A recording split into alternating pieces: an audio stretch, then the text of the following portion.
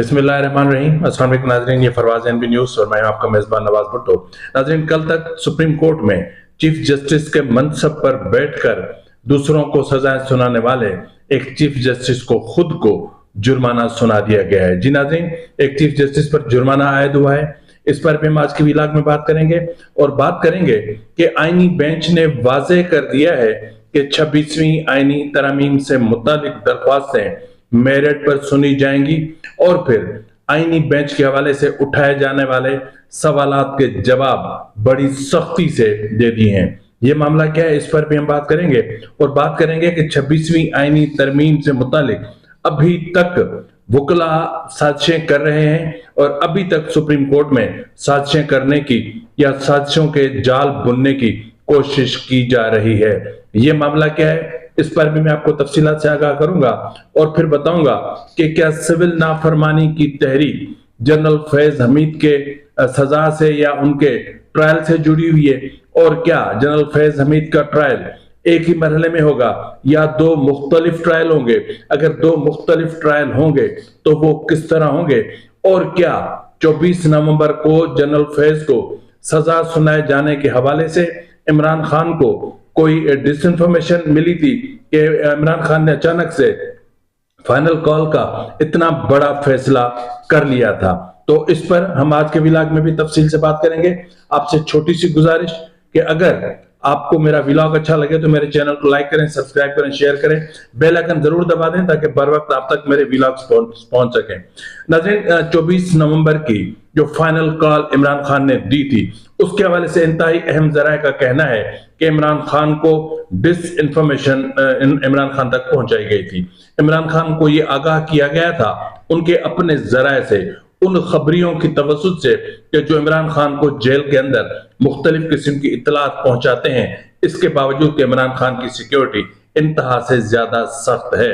इमरान खान को कहा गया था कि जनरल फैज हमीद का ट्रायल मुकम्मल हो चुका है और 24 नवंबर को उन्हें सजा सुनाई जा रही है और अगर जनरल फैज हमीद को सजा सुनाई गई तो फिर इमरान खान का ट्रायल भी शुरू हो सकता है। तो इस सूरत हाल में आपने देखा होगा कि एक मारूफ और सीनियर सहाफी ने इस हवाले से अपने प्रोग्राम में बाज़ाब्ता तौर पर 24 नवंबर की डेट दी थी और उन्होंने उस जनरल फैज हमीद के मामले को इमरान खान के मामले से जोड़ दिया था। तो उसका नतीजा ये निकला कि इमरान खान ने बगैर सोचे समझे, बगैर किसी मुशावरत के 24 नवंबर की फाइनल कॉल दी जो 26 नवंबर के सानिहे के रूप में रूनुमा हुई। इस वक्त की इत्तलात हैं कि मैंने आपसे कल भी कहा था कि फैसल वावडा साहब मुख्तलिफ उनकी जो सरगर्मियां हैं उसके पीछे कुछ तो है, उसके पीछे कोई तो चीज है, कोई तो मामला है कि जिसके लिए सब कुछ हो रहा है। तो बहरहाल गुज़िश्ता रोज भी उन्होंने अपना MQM के मरकज बहादराबाद का दौरा किया था और मीडिया से बातचीत की थी और उसमें उन्होंने जनरल फैज हमीद के हवाले से 14 दिसंबर की डेट दी। अब ये 14 दिसंबर की जो डेट है ट्रायल को कंक्लूड करने के हवाले से, लेकिन इस वक्त तक ऐसी कोई सच इतलात नहीं है कि आया जनरल फैज हमीद का जो ट्रायल है वो कंक्लूड होने जा रहा है। हाँ, अलबत्ता ये इतलात जरूर है कि 14 नवंबर से उनका ट्रायल बाज़ाब्ता शुरू हो जाएगा क्योंकि समरी ऑफ एविडेंस कंप्लीट हो चुकी और ये भी फैसला किया गया है कि ये ट्रायल कितने मराइल में हो सकता है। अगर इस हवाले से हम कुछ हकायक का जायजा लें तो बहुत सारी चीजें सामने आ सकती हैं। इस वक्त ये भी इतलात है कि जनरल फैज हमीद का ट्रायल 2 मरहल में होगा। एक मरहला वो है कि जिसमें उन्होंने मिलिट्री रूल्स की और जो कोड ऑफ कंडक्ट है उसकी खिलाफ वर्जी की और फिर रिटायरमेंट के वक्त उन्होंने क्लासिफाइड डॉक्यूमेंट्स अपने दफ्तर से चोरी की है। यानी चोरी यूं कि जाहिर है कि रिटायरमेंट के बाद क्लासिफाइड डॉक्यूमेंट्स उठाकर अपने घर ले जाना, इसका क्या मतलब होता है? क्लासिफाइड डॉक्यूमेंट्स उठाने का मतलब बगावत भी होता है। क्लासिफाइड मतलब डॉक्यूमेंट्स उठाने का मतलब कि अगर वो डॉक्यूमेंट्स किसी दुश्मन को मिल जाएं, यानी मुल्क दुश्मन अनासर तक पहुंच जाएं, तो मुल्क के खिलाफ बहुत बड़ी कार्रवाई भी हो सकती है। तो जाहिर है कि एक ISI चीफ जब जाए और फिर इतने सारे एविडेंस भी साथ ले ले तो बहुत बड़ी बात होती है। इसके अलावा जाहिर है कि तीसरा मरहला आपको याद होगा कि जो एक हाउसिंग स्कीम के हवाले से, तो हाउसिंग स्कीम का मामला वो भी, और उसके अलावा फिर 9 मई के मामलात हैं। यानी जो मराहल हैं دو مراحل میں جنرل فیض حمید کا ٹرائل ہو سکتا ہے۔ پہلے مرحلے میں وہ کیسز جس میں عمران خان شریک جرم نہیں، اور دوسرا مرحلہ وہ کہ جس میں عمران خان اور جنرل فیض حمید نے مل کر سب کچھ کیا۔ اور اگر جس طرح اس وقت میں نے کہا کہ سپریم کورٹ میں سویلینز کے ملٹری ٹرائل رکوانے کے حوالے سے جو درخواستوں کی سماعت چل رہی ہے، اگر عدالت درخواستوں کو سماعت کے لیے منظور کر دیتی ہے تو پھر یقین مانے کہ صورتحال یکسر بدل سکتی ہے۔ اسی حوالے سے اگر آپ دیکھیں تو جو ہے وہ سماعت جاری ہے، اور آج بھی سماعت جاری تھی، لیکن اس حوالے سے میں آپ کو بتا دوں کہ 14 نومبر کی جو کال عمران خان نے سول نافرمانی کی دی ہے وہ بھی جنرل فیض حمید کے سے ہی جڑی ہوئی ہے۔ عمران خان ہر صورت پریشر ڈیولپ کر کے، بالخصوص انٹرنیشنل لیول پہ پریشر ڈیولپ کر کے جنرل فیض کے ٹرائل پر یا پھر خود کو اس ٹرائل سے بچانے کے لیے حتی الامکان کوشش کر رہے ہیں۔ اب 14 دسمبر کو ڈی چوک کے گمنام شہدا جو پتہ نہیں کہ کہاں ہیں، ان کے لیے دعا کی جائے گی، گرینڈ جرگہ ہوگا۔ پھر 15 دسمبر کو بیرون ممالک میں یعنی مختلف ممالک میں جہاں پی ٹی آئی کے چیپٹرز ہیں وہاں بھرپور احتجاج کیا جائے گا۔ مطلب کہ میسیکر اسلام آباد کا جو ایک کانسیپٹ انہوں نے کریٹ کیا ہے، جو اسلام آباد میں قتل عام کا انہوں نے کانسیپٹ کریٹ کیا ہے یا ایک نیریٹو بلڈ کیا ہے، اب اس کو تقویت دینے کے لیے یہ سب کچھ کیا جا رہا ہے کہ پاکستان میں ہمارے ساتھ بہت زیادہ زیادتی ہو رہی ہے، پاکستان میں اظہار رائے پر پابندی ہے، پاکستان میں سیاسی پابندیاں ہیں، پاکستان میں سول مارشل لا نافذ ہے، پاکستان میں ایسے قوانین نافذ کیے جا رہے ہیں کہ جس سے پاکستان میں جمہوریت کا یا جمہوری نظام کا چلنا آسان نہیں رہا ہے۔ اس سے کانسیپٹ یہی نکلتا ہے۔ تو بہرحال اس حوالے سے بہت ساری چیزیں ہو رہی ہیں، اور جنرل فیض کا معاملہ یہی ہے کہ 2 مراحل میں ان کے خلاف کارروائی ہونے جا رہی ہے۔ جس طرح میں نے آپ کو انٹرو میں بتایا کہ کل تک چیف جسٹس کے منصب پر بیٹھ کر دوسروں کو سزائیں سنانے والے ایک چیف جسٹس جواد ایس خواجہ، جی ناظرین، جسٹس جواد ایس خواجہ جو ہے وہ ان پر 20,000 روپے کا آئینی بینچ نے جرمانہ عائد کر دیا ہے۔ آئینی بینچ نے جو کہا ہے وہ میں آپ کو بعد میں بتاتا ہوں، پہلے میں آپ کو جو سویلینز کے ملٹری ٹرائل رکوانے کے حوالے سے درخواست ہے اس سے متعلق میں آپ کو آگاہ کر دوں۔ سب سے پہلے تو بات یہ ہے کہ جب سماعت شروع ہوئی تو جواد ایس خواجہ صاحب کے وکیل اور سینئر وکیل اعتزاز احسن نے درخواست دائر کی۔ اس درخواست میں ان کا کہنا تھا کہ 26ویں آئینی ترمیم کے فائنل ہونے تک یا اس سے متعلق جب تک کوئی فیصلہ نہیں آ جاتا تب تک یہ جو ٹرائل ہے اس کو روک دیا جائے۔ تو اس پر عدالت میں تھوڑی سی گرما گرمی ہوئی۔ اس حوالے سے یہ کہا جا رہا ہے کہ سپریم کورٹ نے اعتزاز احسن کی وہ درخواست خارج کر دی۔ جسٹس امین الدین خان کی سربراہی میں 7 رکنی آئینی بینچ نے فوجی عدالتوں میں سویلینز کے ملٹری ٹرائل سے متعلق درخواست کی سماعت کی۔ سابق چیف جسٹس پاکستان جواد ایس خواجہ نے سویلینز کے فوجی عدالتوں میں ٹرائل، جبکہ سینئر قانوندان اعتزاز احسن نے 26ویں آئینی ترمیم کے خلاف درخواستوں کا فیصلہ ہونے تک سماعت نہ کرنے کی درخواست کی تھی۔ اس کے علاوہ عدالت نے جواد ایس خواجہ کے وکیل سے استفسار کیا، کیا آئینی بینچ کو تسلیم کرتے ہیں؟ تو جس پر وکیل نے کہا کہ میں آئینی بینچ کا دائرہ اختیار تسلیم نہیں کرتا۔ جسٹس جمال مندوخیل نے سابق چیف جسٹس پاکستان جواد ایس خواجہ کے وکیل سے کہا کہ پھر آپ کمرہ عدالت چھوڑ دیں، جس پر وکیل کا کہنا تھا کہ موجودہ آئینی بینچ جوڈیشل کمیشن نے نامزد کیا ہے، جس پر جسٹس جمال مندوخیل نے استفسار کیا کہ کیا 26ویں آئینی ترمیم کالعدم ہو چکی ہے، جبکہ جسٹس محمد علی مظہر کا کہنا تھا کہ آپ کی طرف سے تاخیری حربے استعمال ہو رہے ہیں، ہر سماعت پر ایسی کوئی نہ کوئی درخواست آ جاتی ہے، 26ویں آئینی ترمیم کالعدم ہو بھی جائے تو عدالتی فیصلوں کو تحفظ فراہم کیا جاتا ہے۔ جن لوگوں کے ملٹری کورٹس میں زیر حراست کیا گیا ہے وہ بھی یہی چاہتے ہیں کہ کیسز کا ٹرائل چلے۔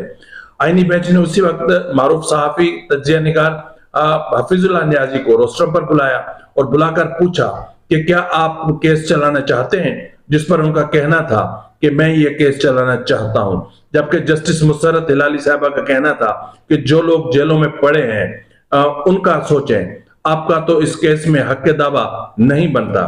جسٹس جمال مندوخیل کا کہنا تھا کہ آپ کا کوئی پیارا زیر حراست نہیں، اس لیے تاخیر چاہتے ہیں۔ سپریم کورٹ آئینی ترمیم کے تحت ہی کام کر رہی ہے، جو بھی بینچ بن رہے ہیں نئی ترمیم کے تحت ہی بن رہے ہیں، اور آئینی ترمیم کا کیس بھی ترمیم کے تحت بننے والے کا بینچ ہی سنے گا۔ یہ ہے وہ کلیئر لاؤڈ اینڈ کلیئر پیغام ان کو کہ آئینی ترمیم کا کیس بھی ترمیم کے تحت بننے والا بینچ ہی سنے گا۔ یہ آپ اپنے ذہنوں میں بٹھا لیں۔ آئینی بینچ نے 26ویں ترمیم کے فیصلے تک فوجی عدالتوں کے کیس کی سماعت مؤخر کرنے کی درخواست خارج کرتے ہوئے کیس نمٹا دیا۔ سپریم کورٹ نے سابق چیف جسٹس پاکستان جواد خواجہ پر 20,000 روپے کا جرمانہ بھی عائد کیا۔ ناظرین، یہاں پر میں آپ کو یہ بھی بتاتا چلوں کہ 7 سینئر وکلاء نے ایک خط چیف جسٹس آف پاکستان یحییٰ آفریدی کو لکھا ہے۔ اس میں درخواست کی ہے کہ 26ویں ترمیم کو چیلنج کرنے والی الگ الگ درخواستوں کی فوری طور پر سماعت کے لیے مقرر کیا جائے اور سپریم کورٹ کے فل کورٹ بینچ کی طرف سے اس کی سماعت کی جائے۔ یہ میں متعدد پروگرام میں آپ کو کلیئر کٹ کہہ چکا ہوں کہ ایسا پاسبل نہیں ہے، فل کورٹ نہیں بیٹھ سکتا، اس لیے کہ چیف جسٹس جسٹس یحییٰ آفریدی 26ویں آئینی ترمیم کے بینیفیشری ہیں، اس لیے کہ 26ویں آئینی ترمیم کے تحت جسٹس منصور علی شاہ، جسٹس عائشہ ملک، جسٹس محمد علی مظہر سمیت 4-5 ججز جو سینیارٹی کے حساب سے، جسٹس منیب اختر جن کو چیف جسٹس بننا تھا وہ اس کے متاثرین ہیں، اور 7 ججز جو آئینی بینچ میں بیٹھے ہیں وہ اس ترمیم کے بینیفیشری ہیں، تو پھر فل کورٹ کیسے بن سکتا ہے؟ ایک ظاہر کنفلکٹ آف انٹرسٹ کے بنیاد پر یہ نہیں ہو سکتا، لیکن پھر بھی یہ لوگ بضد ہیں کہ یہ کی جائے۔ انہوں نے کہا ہے، چیف جسٹس کو لکھے کہ خط میں کہا گیا ہے کہ ضروری نہیں کہ قانون سازی کرنے والا ادارہ ہی اس کی جانچ نہیں کر سکتا۔ انہوں نے کہا کہ آئینی بینچز کچھ درخواستیں یعنی جو نئے جوڈیشل کمیشن کے پہلے اجلاس میں دائر کی تھی، ان میں عبوری ریلیف کے لیے مخصوص استدعا کے ساتھ ساتھ ان پر فوری سماعت کی استدعا بھی کی تھی۔ Supreme court practice and procedure act 2023 کی سیکشن 7 میں لکھا واضح طور پر تقاضا کیا کرتا ہے کہ اگر درخواست میں فوری سماعت یا عبوری ریلیف کی استدعا کی گئی ہو تو اسے دائر ہونے کی تاریخ سے 14 دن کے اندر سماعت کے لیے مقرر کیا جائے گا، اور اس میں تاخیر ناقابل توجیہ ہوگی۔ تو سینئر وکیل منیر ملک، حامد خان، عابد شاہد زبیری، صلاح الدین احمد، خواجہ احمد حسین، اختر مینگل اور زینب جنجوا کی دستخط شدہ خط میں چیف جسٹس سے استدعا کی گئی ہے کہ عدالتی دفتر کے ذریعے ان درخواستوں کو جس غیر معمولی طریقے سے نمٹایا گیا اس کی بھی انکوائری کا حکم دیا جائے، اور اس کو یقینی بنایا جائے کہ تمام درخواستیں فل کورٹ کے سامنے پیش کی جائیں، جیسا کہ سپریم کورٹ کی پریکٹس اینڈ پروسیجر کمیٹی کی اکثریت نے 31 نومبر کو پہلے ہی کچھ درخواستوں پر فیصلہ دیا ہے۔ یہ ہے یعنی جس کانسپیریسی کی بنیاد 31 اکتوبر کو رکھی گئی تھی، جس میں 2 ججز نے چیف جسٹس کو بائی پاس کرتے ہوئے، وہ 2 ججز جو سپر سیڈ ہوئے تھے، وہ 2 ججز بیٹھ کر انہوں نے فل کورٹ کا آرڈر پاس کیا تھا، اور درخواستوں کو یار حیرت ہوتی ہے۔ تو اس وقت میرا آئینی بینچ نے 2 ٹوک پیغام دیا ہے کہ اب انف از انف، اب تاخیری حربے استعمال نہیں ہوں گے، اور انہوں نے سیدھا کہہ دیا کہ جو بھی چیزیں ہوں گی، آئینی ترامیم کا کیس بھی ترمیم کے تحت یہی بینچ سنے گا۔ یہ بینچ کانسٹیٹیوشنل بینچ ہے اور اس کو آئین کے تحت بنایا گیا ہے، اس کو 26ویں آئینی ترمیم کے تحت بنایا گیا ہے۔ تو کہتے ہیں نا کہ ببن میاں وہ دن گزر گئے جب فاختہ اڑایا کرتے تھے، تو اس لیے اب وہ دن گزر گئے کہ جب آپ التوا پہ التوا مانگتے تھے، جب آپ کہتے تھے کہ ایڈجرن کر دو۔ یہی نتیجہ ہے کہ 1996 کے کیسز بھی آج سنے جا رہے ہیں۔ فون ٹیپنگ کیس 1996 وہ بھی آج سنا جا رہا ہے۔ اصغر خان کیس 1996 وہ بھی آج سنا جا رہا ہے۔ تو 1996 کے کیس آج سنے جا رہے ہیں، تو کیا یہ نظام عدل پہ سوال نہیں اٹھتے؟ نظام عدل کے جو پچھلے ججز تھے، انکلوڈنگ جواد خواجہ، انکلوڈنگ ثاقب نثار، افسوس ہوتی ہے نا ثاقب نثار جس کو جنرل قمر جاوید باجوہ نے کہا تھا کہ آپ کچھ بھی کر کے عمران خان کو صادق اور امین ڈکلیئر کریں، اور پھر ثاقب نثار نے عمران خان کو امین اور صادق ڈکلیئر کیا تھا۔ ایاک نعبد و ایاک نستعین کہنے والوں، صادق اور امین صرف میرا خاتم النبیین محمد مصطفیٰ صلی اللہ علیہ وسلم ہے۔ ان جیسے شرابی، زانی، بد کردار، کرپٹ لوگ صادق اور امین نہیں ہو سکتے۔